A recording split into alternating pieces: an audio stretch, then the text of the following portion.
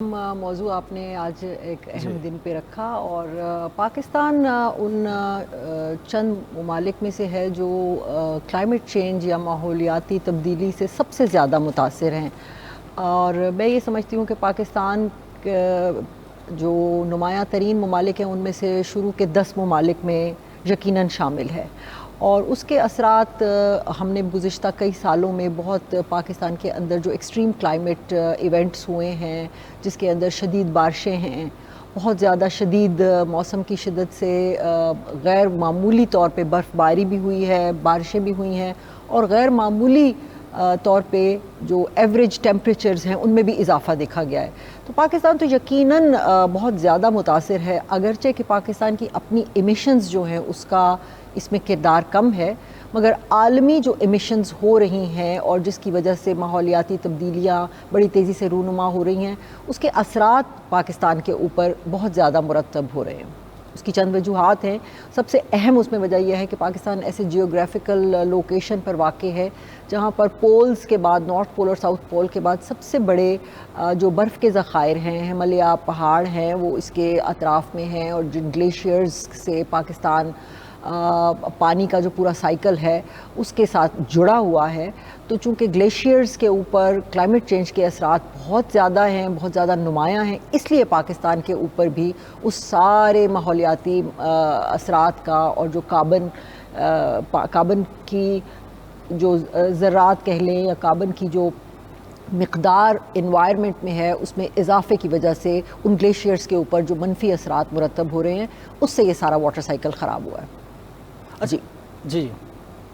اچھا میم، یہ فرمائیے گا، چونکہ آج کا جو عالمی دن ہے اس کا عنوان ہے زیرو پلاسٹک زیرو پولیوشن، تو یہ فرمائیے گا جو پلاسٹک کی پیداوار ہے 20 لاکھ ٹن پاکستان پیدا کرتا ہے، لیکن ریسائکلنگ صرف 3 سے 4% ہے، تو یہ جو پلاسٹک کی پیداوار ہے اس کی حوصلہ شکنی کتنی ضروری ہے؟ بہت زیادہ ضروری ہے۔ میں خود بھی آج کل جس چیز کے اوپر کام کر رہی ہوں وہ پلاسٹک، زیرو پلاسٹک ویسٹ کی طرف ہم نے جانا ہے، لیکن اس کے لیے حکومت سے بھی زیادہ حکومتی پالیسیز کچھ موجود ہیں بھی، کچھ حکومت اور بھی پالیسیز اکثر بناتی رہتی ہے، لیکن اس میں سب سے زیادہ لوگوں کے تعاون کی ضرورت ہے، کیونکہ پلاسٹک گڈس جو ہیں وہ کنزیومریبل آئٹمز ہیں۔ تو جو کنزیومر ہیں، جب ان کی طرف سے یہ ڈیمانڈ مینوفیکچررز کو جائے گی کہ ہمیں پلاسٹک کے بجائے آپ آلٹرنیٹ مینز کے ذریعے، آلٹرنیٹ پیکیجنگ کے ذریعے چیزیں پہنچائیں، تو پھر وہ جو مینوفیکچر ہیں وہ بھی اس چیز کے اوپر توجہ دیں گے کہ ہمیں پلاسٹک پیکنگ کو کم کر کے مختلف نئی انوویٹیو پیکیجنگ کی طرف جانا چاہیے۔ اس کے لیے لوگوں کا تعاون جو ہے، لوگوں کی اویئرنیس جو ہے وہ بہت زیادہ ضروری ہے۔ پلاسٹک پاکستان کے اندر نہ صرف پیدا بھی ہو رہا ہے بلکہ باہر سے بھی 1 ملین ٹن کے برابر ریزن جو ہے جس سے ہے وہ امپورٹ کیا جاتا ہے، مختلف چیزیں اس سے بنائی جاتی ہیں۔ اس کے علاوہ جو آپ نے کہا کہ 3% ریسائکلنگ ہوتی، فارملی 3% ہوتی ہے، لیکن انفارمل سیکٹر میں پلاسٹک کی ریسائکلنگ بہت زیادہ ہے، جس سے غیر معیاری طریقے سے پلاسٹک کو پگھلا کر اور اس سے دوسری چیزیں بنائی جاتی ہیں جو کہ اس پلاسٹک سے بھی زیادہ مضر صحت ہوتی ہیں۔ تو پلاسٹک کو ختم کرنا، پلاسٹک کو ممکن شاید نہ ہو لیکن پلاسٹک کے استعمال کو کم کرنا بہت ضروری ہے۔ اس میں ریسائکلنگ ایک چھوٹا سا کمپوننٹ ہے، ریسائکلنگ اس کا واحد حل نہیں ہے، اور نہ ہی ہم ریسائکلنگ کو بہت زیادہ یعنی انکریج کرتے ہیں۔ اس سے بہتر طریقہ یہ ہے کہ آپ پلاسٹک کا استعمال ہی کم کریں، اور اپنے گھر میں بھی کوشش کریں کہ کم سے کم پلاسٹک کا استعمال کر کے جو چیزیں آپ ایک روٹین میں خریدتے ہیں اور پھینک دیتے ہیں، جیسے شیمپو باٹلز ہیں، پلاسٹک پیکیجنگ میں فوڈ ہے، دہی کے ڈبے ہیں، انڈے کے جو کنٹینر آتے ہیں وہ ہیں، جتنی بھی چیزیں آپ استعمال کرتے ہیں وہ کوڑے کی نظر ہو جاتی ہیں، وہاں سے وہ اسکیونجرز ان کو اٹھا کر، اور وہ غیر معیاری طور پر بھی ریسائکلنگ ہو رہی ہے، جس کی وجہ سے فضا میں جو پلیوٹنٹس ہیں وہ بہت بری طرح اس میں اضافہ ہو رہا ہے، خاص طور پہ لاہور شہر اور اس کے گرد و نواح میں یہ چیز بہت زیادہ ہو رہی ہے۔ اچھا میم، اب لاہور کا ذکر کر رہی ہیں، لاہور وہ شہر ہے جب بھی موسم آتا ہے تو جو سموگ ہے وہ اس قدر بڑھ جاتی ہے کہ سانس لینا مشکل ہو جاتا ہے۔ اس کے لیے پنجاب حکومت اقدامات تو کر رہی ہے، تو جو سموگ ہے یہ کس حد تک متاثر کرتی ہے ماحول کو؟ بہت بری طرح متاثر کرتی ہے. اسموگ انسانی صحت کے لیے ایک بہت ہی خطرناک حد تک قابل یعنی صحت کو نہ صرف وہ متاثر کرتی ہے بلکہ لانگ ٹرم اس کے اثرات ہیں. پھیپھڑے متاثر ہو جاتے ہیں, ایستھما کی شکایت جن لوگوں کو ہے ان کا مرض بہت زیادہ ایگریویٹ ہو جاتا ہے. بچوں کے لیے یہ بہت زیادہ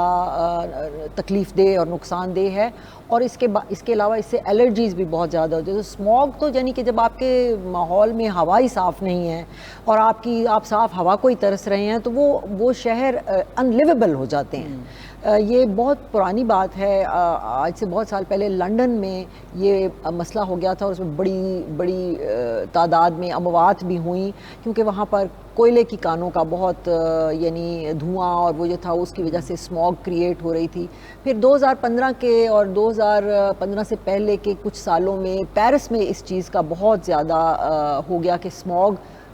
سردیاں شروع ہوتے ہی سارے ماحول کو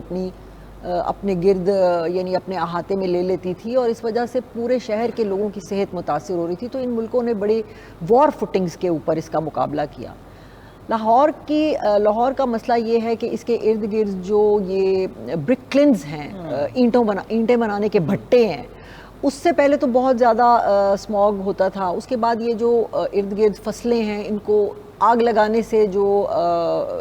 ایمٹ ہوتا ہے اسموک, وہ اسموگ کی شکل اختیار کر لیتا ہے. اور اس کے علاوہ جو پرانی گاڑیاں ہیں ان میں سے دھوئیں کا اخراج بہت زیادہ. گورنمنٹ اگرچہ کہ کوشش کر رہی ہے مگر وہ کوشش ابھی تک اس لیے بارآور نہیں ہوئی کہ لاہور بہت بڑا شہر ہے, تو کرتے کرتے بھی یعنی جس خرابی کو بنتے ہوئے کچھ دہائیاں لگی ہیں, اب اس کو ختم بھی کرنا اتنی آسانی سے اتنی جلدی ممکن نہیں ہے. تو سب سے امپورٹنٹ چیز یہ ہے کہ جو بھی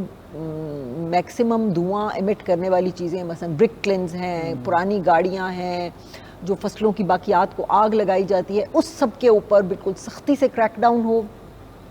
تاکہ مزید دھواں ایمٹ نہ ہو. اور باقی میں یہ بات کہنا چاہتی ہوں کہ لاہور شہر جو انوائرمنٹ کے پرنسپلز ہیں اب اس سے اتنا متضاد ہو چکا ہے, اور ایک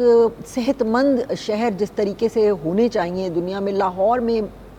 اس کی بہت ساری وجوہات ہیں. مثلا ایک تو یہ کہ یہ جو ڈیولپمنٹ ہاؤسنگ سوسائٹیز لاہور میں بے تحاشا بنائی گئیں, اور اس کی وجہ سے جو گرین بیلٹس تھیں, گرین ایریاز تھے جو کہ پرانے لاہور شہر کا ایک حسن تھے, وہ ختم کر دیے گئے ہیں. درختوں کو کاٹ کر ساری دھرتی کے اوپر انفراسٹرکچر بنا دیا گیا ہے. تو جو واٹر سائیکل ہوتا ہے اس نے ایک نیچرلی پانی نے زمین کے اندر جانا ہوتا ہے, پھر اس سے بخارات اٹھتے ہیں, پھر وہ پورا واٹر سائیکل اس طریقے سے چلتا ہے. تو اگر آپ پوری زمین کے اوپر, پوری دھرتی کے اوپر کانکریٹ اور تارکول اور سڑکیں اور وہ بجری بچھا دیں گے تو وہ اس کا سینہ جو ہے زمین کا وہ اس آرٹیفیشل لیئر سے اس طرح ہی ہو جائے گا کہ جیسے آپ نے اس کے اوپر ایک پلستر کر دیا ہے, تو زمین باہنج ہو جاتی ہے. وہ زمین پانی ابزارب کرنے کی, سبزہ اگانے کی سے جب محروم ہو جائے گی تو ظاہر ہے کہ وہ گرمی ہی پیدا کرے گی نا. تو لاہور میں اب جو اب نارمل ٹیمپریچرز ہیں یا پورا شہر تپ رہا ہوتا ہے, اور بارش کے بعد بھی آپ دیکھیں کوئی ریلیف نہیں ہوتی. اس کی بنیادی وجہ یہ ہے کہ یہ شہر اپنی حدوں سے بہت